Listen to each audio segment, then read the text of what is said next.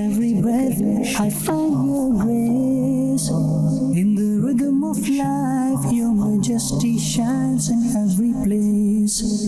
In the rhythm of life, your majesty shines in every place. Recognition of Allah. الحمد لله رب العالمين والصلاة والسلام على سيد المرسلين أما بعد فأعوذ بالله من الشيطان الرجيم بسم الله الرحمن الرحيم الصلاة والسلام عليك يا رسول الله وعلى آلك وأصحابك يا حبيب الله الصلاة والسلام عليك يا نبي الله وعلى آلك وأصحابك يا نور الله. Welcome dear viewers to another episode of our program Recognition of Allah Almighty. Inshallah we'll continue from where we left off. In the previous episode we were discussing the sifat of Allah, and in particular those sifat related to His blessed knowledge. And what is the aim, or what is the purpose behind studying and hearing about the sifat of Allah subhanahu wa ta'ala? This is all to obtain and gain greater levels of ma'rifah, recognition of Allah Almighty, so that we can know our Creator, our Malik, our Khaliq, Jalla wa ala. We left off discussing the sifat of Basir. Basir means the all-seeing. Allah Ta'ala is the one who sees everything.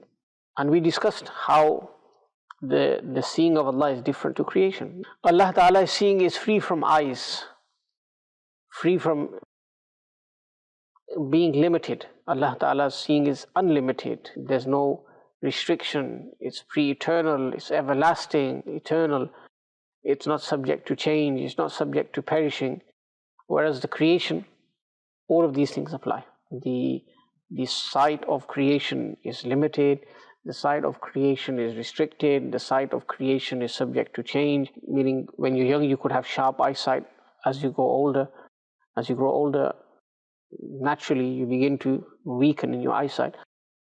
Similarly, the seeing of Allah subhanahu wa ta'ala is independent. Nobody gave him that ability.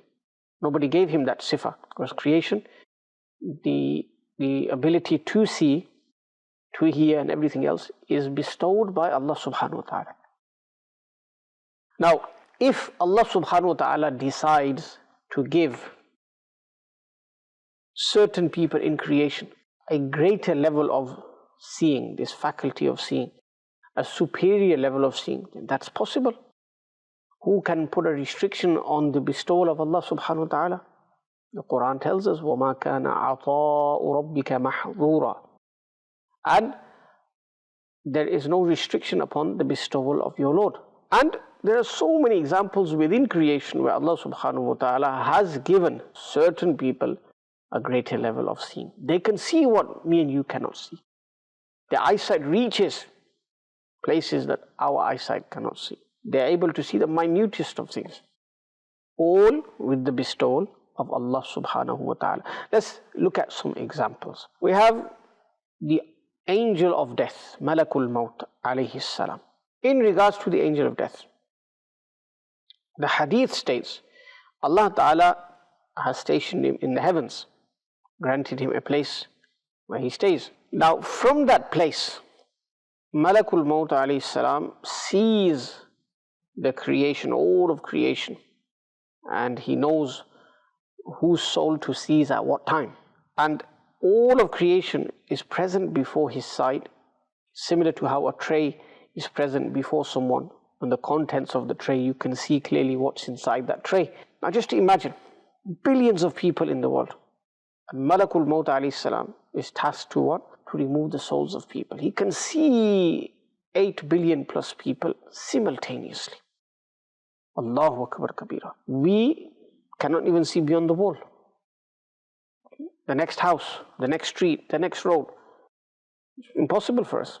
Meaning this, if there are barriers or obstructions in the form of walls and other things, we can't see beyond them. They become obstacles in our seeing. Look at Malakul Maut alayhi salam. He's in the heavens and he is able to see all of creation. Allahu Akbar Kabira. So this is an example of how Allah subhanahu wa ta'ala has granted Malakul Maut alayhi salam, who is a creation, who will die. Yes, Malakul Maut alayhi salam will also die. Malakul Maut alayhi salam, who is not pre-eternal, who is not limitless, or unrestricted in the qualities that he has. He doesn't have those qualities independently of Allah subhanahu wa ta'ala. It's not the case that his qualities are not subject to change. They are subject to change. They are perishable. All of these things apply that don't apply to Allah subhanahu wa ta'ala. Yet he can see the creation of Allah subhanahu wa ta'ala just as a person sees a tray and the contents of that tray before him. Look at the power of the seeing of Malakul Maut alayhi salam. And who granted him that power? Allah subhanahu wa ta'ala. Another example, we heard about how the dwellers of paradise and the inhabitants of hellfire will converse with each other in the hereafter. They are able to hear each other's conversation. The people in hell will hear what the dwellers of paradise are saying to them. They will reply. The people of paradise will be able to hear the reply as well. And even though there's a large distance between Jannat and Jahannam. Another thing, two people in the dunya. One believes in Allah subhanahu wa ta'ala and believes in the akhirah, qiyamah. The other person doesn't. The other person denies it. And he says, I don't believe that I will be resurrected. Na'udhu billah. And he's firm upon that. Both of them died. This is mentioned in the Quran. Allah subhanahu wa ta'ala says that this person in paradise will look into hellfire and he will see that very same person who denied the akhirah, who denied the day of judgment, he will see him in the middle of Jahannam. Now look where he is. He's in paradise. Look where he is, hellfire. Massive distance. Yet he is able to see him. Hundreds and thousands of miles, millions of miles away, he's able to see him. How is he able to see? Allah Ta'ala has given him that faculty of seeing, that superior level of seeing, that ability to see the other person in the fire of hell. Like this, there are so many other examples as well. Prophet Ibrahim alayhi salam, Abul Anbiya. It's mentioned regarding him, وَكَذَلِكَ نُرِي إِبْرَاهِيمَ مَلَكُوتَ السَّمَاوَاتِ وَالْأَرْضِ. And likewise, we show Ibrahim alayhi salam the kingdom of the heavens and the earth. Now, regarding this verse of Al-Quran Al-Kareem, almost all the ulama have said that Allah Jalla wa Ala showed him this scene once. What was this scene? Sayyidina Ibrahim alayhi salam requested in the court of Allah, Ya Allah, I want to see your kingdom. So Allah subhanahu wa ta'ala gave the command to Sayyidina Ibrahim alayhi salam to go to Sakhra, which is in Masjid al-Aqsa, Baytul Maqdis, Jerusalem, that rock, and he told him to stand there. Sayyidina Ibrahim alayhi salam is on the earth, standing on this rock, and he's standing on top of it. After this, Allah subhanahu wa ta'ala showed him the heavenly kingdom, the kingdom of Allah subhanahu wa ta'ala. Revealed this to him, and the kingdom of the earth as well. He opened this for him as well. Now Ibrahim alayhi salam is on the earth, standing on top of this rock, and he's able to see the kingdoms of the heavens and the kingdom of the earth as well. Allahu Akbar. And the ulama explain this. They say he saw the manifestations of the power of Allah subhanahu wa ta'ala in the heavens and the earth as well. He saw the angels. He saw the wondrous scenes of the omnipotence of Allah subhanahu wa ta'ala. And when he looked down again in the earth, he saw the ajaibat, the wonders of the power of Allah subhanahu wa ta'ala in the earth as well. Now think about this for a moment, viewers of Madani Channel. The heavens, how far are they away from us? Beyond that, you have galaxies, you have the universe, you have the Milky Ways, constellations. Nowadays, they even discover black holes. They're continuing to discover new things. Allah Ta'ala's kingdom encompasses all of those things that have been discovered up until now by humankind and will be discovered. And then again we will say the understanding of humankind, the discovery of humankind is limited. There's an intiha, there's a peak, there's a limit. But will they be able to truly ever encompass the kingdom of Allah subhanahu wa ta'ala? No. Yet here Ibrahim alayhi salam is standing there on this rock. Allah Ta'ala is showing him the kingdom of the heavens, is showing him the kingdom of the earth. He's on earth, he's in Jerusalem, he's on that rock, Masjid al-Aqsa, Baytul Maqdis, and he sees the kingdom of the heavens. He's looking down, he sees the kingdoms of the earth. There's no special device that he's using. Allah subhanahu wa ta'ala has blessed him with a superior level of seeing, of basar, and he is able to do so. See millions and millions of miles into the heavens. Allahu Akbar Kabira. So we learn from this, Allah subhanahu wa ta'ala can grant strength in seeing to whomsoever he wants. Look at our beloved Prophet sallallahu alaihi wasallam himself, who was from head to toe a miracle personified.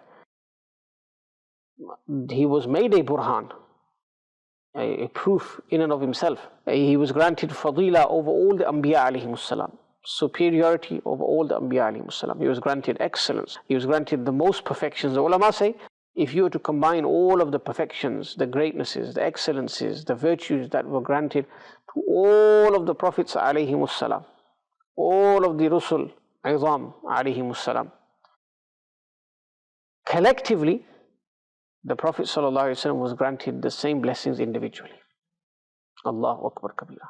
Now, that means that even the sifat that he was blessed with by Allah subhanahu wa ta'ala, the praiseworthy attributes, even they were far superior than what other Anbiya alayhimus salam had as well. Now look at the entire incident of Mi'raj, the special night journey to the heavens. Allahu Akbar. The Prophet ﷺ saw many things. Saw Jannah, he saw Jahannam, the heavens. He went beyond that. He saw the Arsh of Allah. He saw the lote tree. He saw Allah subhanahu wa ta'ala. And besides this, there's so many hadith which tell us that the Prophet ﷺ, whilst on earth, could observe Jannah as well. Jannah is beyond the heavens. Allahu Akbar Kabira. In one hadith, this is in Bukhari, the Prophet ﷺ is offering namaz, is leading the prayer. And during prayer, he extends his blessed arm, his blessed hand. And then he takes it back. When the prayer was finished, the Sahaba radiyallahu anhum ajma'in, they asked, Ya Rasulullah sallallahu alayhi wasallam, we saw an action during prayer which we never saw before. Meaning we saw you do something during prayer which you've not done before. And they were referring obviously to the Prophet sallallahu alayhi wasallam extending his hand during prayer and then taking his hand back. The Prophet ﷺ said, during prayer, Jannah was made apparent to me. Jannah was shown to me. And it was brought so close to me, as close as this wall of the masjid is to me. Meaning the wall of the masjid was very close to the Messenger of Allah ﷺ, saying, this is how close that Jannah was brought to me. Allahu Akbar Kabira.